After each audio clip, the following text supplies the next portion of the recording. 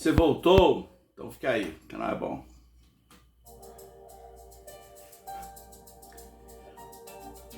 Porque esse aqui é o canal Rabi Lopes, canal de variedades, o Cosmovisão Cristã. Se inscreva, dê um like, comente, compartilhe.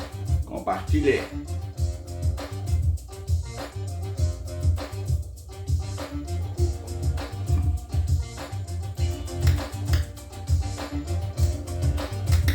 Então vamos falar desse caso da jogadora de vôlei, Valesca. Existem palavras que eu não posso usar aqui, tá?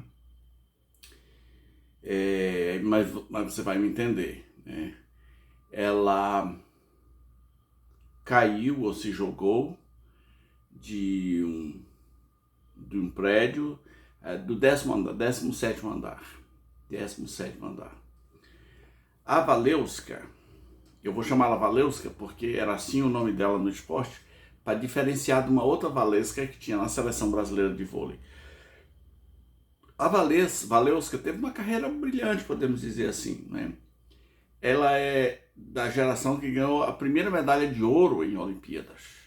Ela foi medalhista de ouro nas Olimpíadas de Pequim, 2008. E nesse ano, ela foi escolhida como a melhor bloqueadora do mundo. Ela também tinha sido medalha de bronze nas Olimpíadas de 2000 em Sydney. E uma jogadora que tem aí uma vida atuante na seleção brasileira até se aposentar o ano passado. Em 2022 ela então se aposentou. Atualmente Valesca tinha 43 anos. A morte de Valesca começa a ficar um tanto estranha para mim, por quê? Porque ela aparentemente, segundo todo mundo conta, ela não tinha razões para fazer o que fez, para dar um fim na sua existencialidade, vamos dizer assim. Veja que eu estou garimpando as palavras. Mas aconteceu. E quando a polícia chega lá, a polícia recebida pela... acho que foi a síndica do prédio, alguma coisa assim, num bairro de luxo ali no centro de São Paulo, né?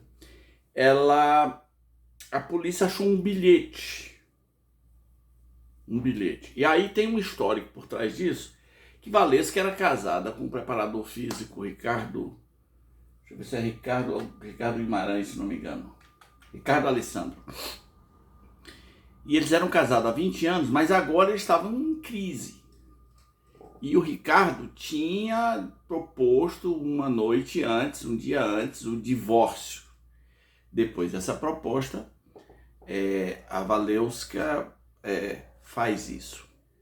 Mas ela fez muita coisa que não dava o menor indício de que ela ia fazer isso. Os pais estiveram com ela antes e disseram, olha, ela estava feliz, ela estava contente, não havia menor indício de uma tristeza desse tipo. Ela deu entrevista num podcast, um podcast chamado Ataque e Defesa. Ela deu entrevista um dia antes, inclusive o pessoal publicou a entrevista falando sobre esporte, sobre seus planos, sobre querer lançar uma marca de chocolate, sobre o lançamento do seu livro. Ela tinha lançado um livro, sobre um podcast, parece que ou tem um podcast, ou ia fazer um podcast. Então, nada dava indício de que isso fosse acontecer. No entanto, o que torna estranho para mim é que ela estava tomando um vinho numa área de lazer do prédio, que fica exatamente no 17º andar, tomando vinho sozinha. Parece que a única pessoa que a viu nessa situação foi uma zeladora do prédio. E a polícia coloca a morte da Valesca como morte suspeita.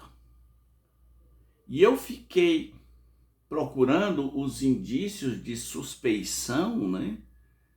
Eu fiquei pensando assim, poxa, se a morte é suspeita, quem são os suspeitos? Aí, de repente, começa a haver uma troca de farpas entre a família e o marido, ou a família contra o marido. Primeiro vieram os irmãos dela, dizendo que ele não entrou com R$ 1 no sepultamento, no velório, no funeral, em todo o processo, o caixão, tudo que envolve o sepultamento, ele não entrou com R$ 1. Segundo os irmãos, ou um irmão dela disse para a mídia.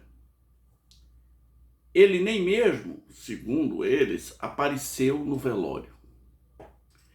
Aí, em seguida, o marido, né, da Valeuska vem à mídia e fala: olha, eu não pude chegar a tempo, comprei um bilhete para passagem, mas não deu tempo, não fui informado dos gastos, liguei para a família e eles mesmos me aconselharam a não comparecer no velório para evitar mal-estar.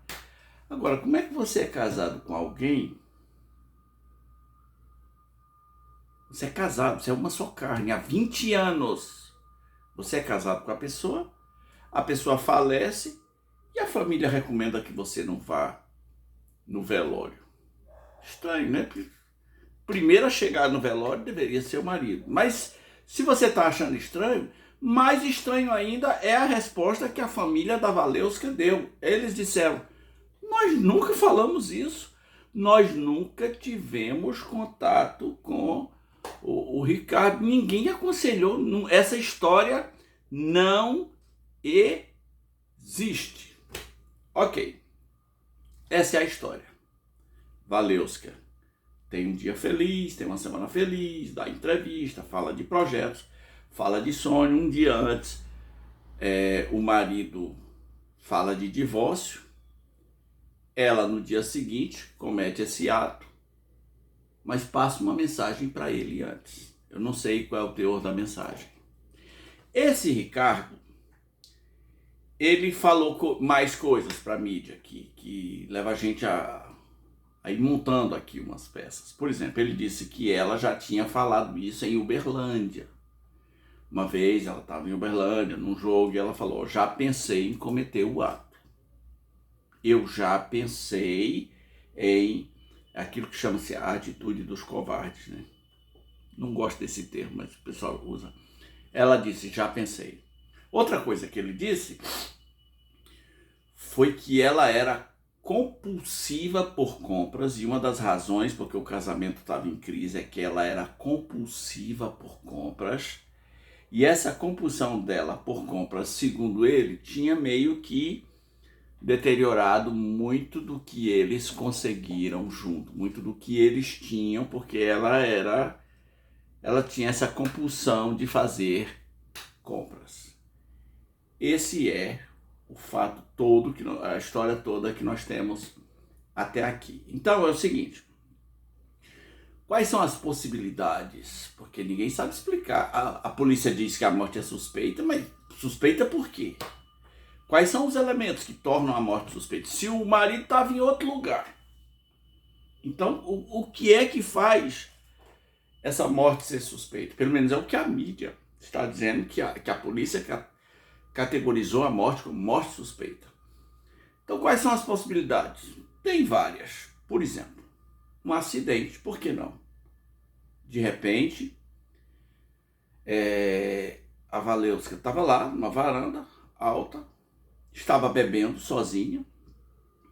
Não menospreze uma garrafa de vinho, não menospreze a partir de 2 taças, né?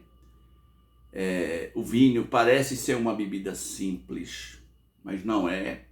A Bíblia dá muitas advertências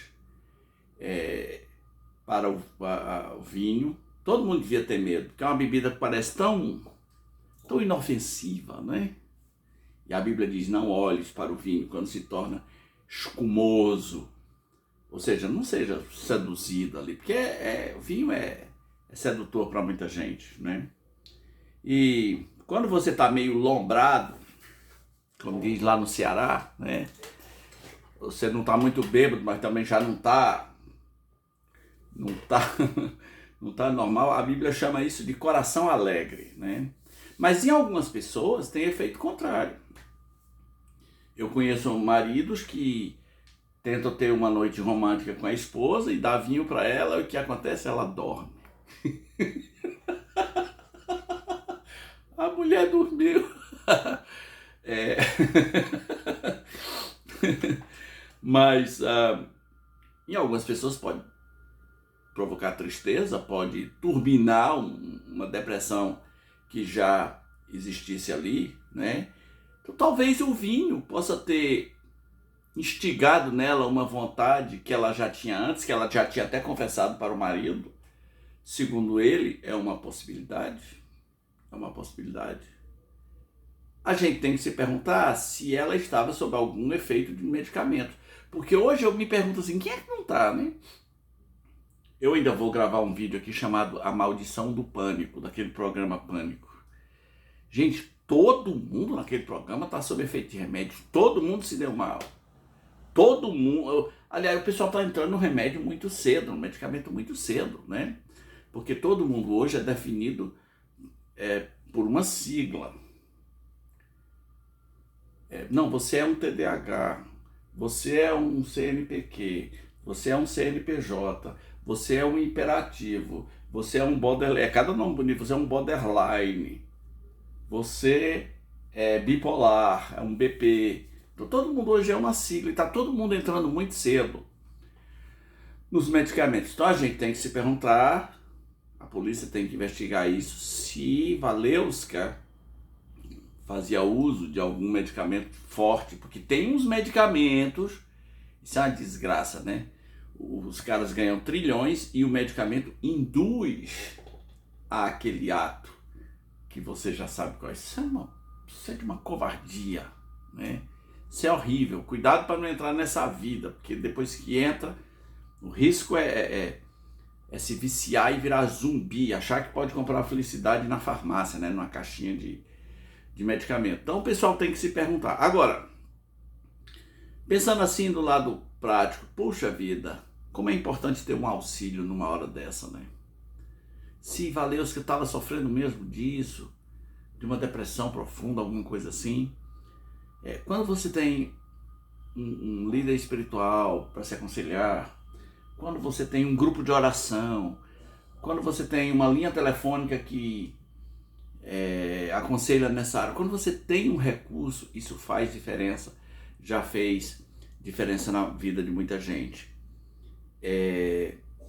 Antes de continuar esse raciocínio, eu tenho que perguntar uma coisa, será que dívidas não foram um gatilho? Porque se Valeuska era compulsiva por compras, então devia ter dívidas. O casal devia ter dívidas. E Valeuska devia estar se perguntando se separasse, como é que essas dívidas iam ser pagas. Eu não sei, é uma possibilidade. Todas as possibilidades têm que ser checadas. Mas voltando ao auxílio, né? Se ela tivesse um grupo de auxílio, se ela tivesse um conselheiro espiritual, se ela tivesse alguém da confiança dela, que dissesse, vem orar aqui comigo, vem ficar comigo, vem ler a palavra para mim. Como essas coisas são importantes, não menosprezem essas coisas. Elas fazem diferença. Se você se vir numa angústia assim, ligue para alguém e fala, fulano, vem aqui, você pode vir aqui só orar comigo. Pode ser rápido, mas você pode vir aqui, só isso. Só quero que você ore, compartilhe uma palavra de Deus para mim, faça isso. Isso tem um efeito muito potente, muito potente, muito potente. Valeuska podia estar sofrendo de uma coisa que eu chamo de depressão privada. Não sei se tem esse termo no vocabulário técnico, né, da coisa, mas a depressão privada no sentido de que só ela sabia. Porque, puxa vida, todo mundo falou, não havia sinais. A família de Sabrina está bem. Deu entrevista lá no podcast no dia anterior, falando de sonhos, lançamento do livro, marca de chocolate, quero lançar isso, quero fazer isso. Eu vi a entrevista, tá aparentemente normal. Então uma depressão privada, uma depressão negativamente curtida só por ela. Só ela sabia, né? E talvez a ameaça de divórcio disparou aí um gatilho indesejado. A gente tem nesse caso também o dilema da aposentadoria. Muita gente fala, vou me aposentar, não aguento mais trabalhar, vou me aposentar. Aí você se aposenta e pergunta, tá, e agora o que eu faço? Eu não sei o que fazer. O que eu faço da minha vida? Eu tinha uma rotina, eu era útil, eu era solicitado, eu era procurado. E agora, me aposentei.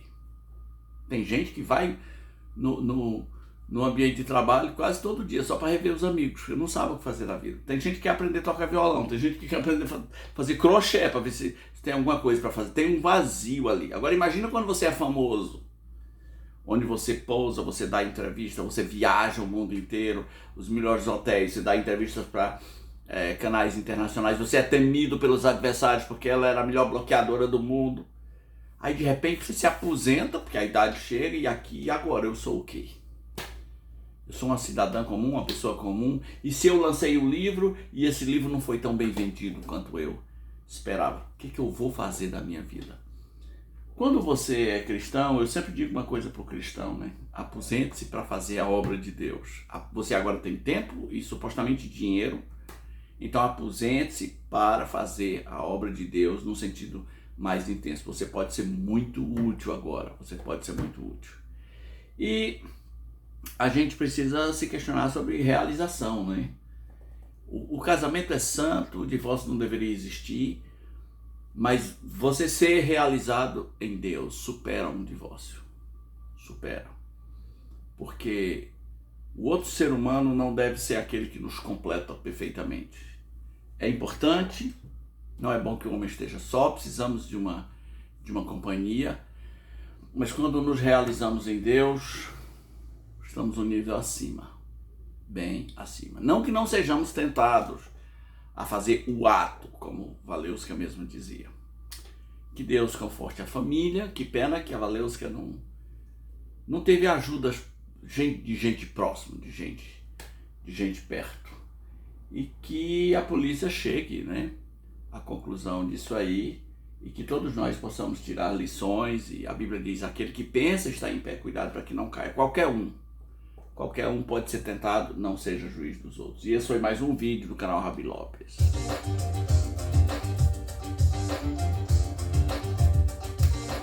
Pois é, gente, não tenho muito o que dizer não, tá? Deixa aí o seu comentário, o que você acha dessa história. Por que a polícia colocou como morte suspeita? Eu não sei, deixa aí seu comentário, tá?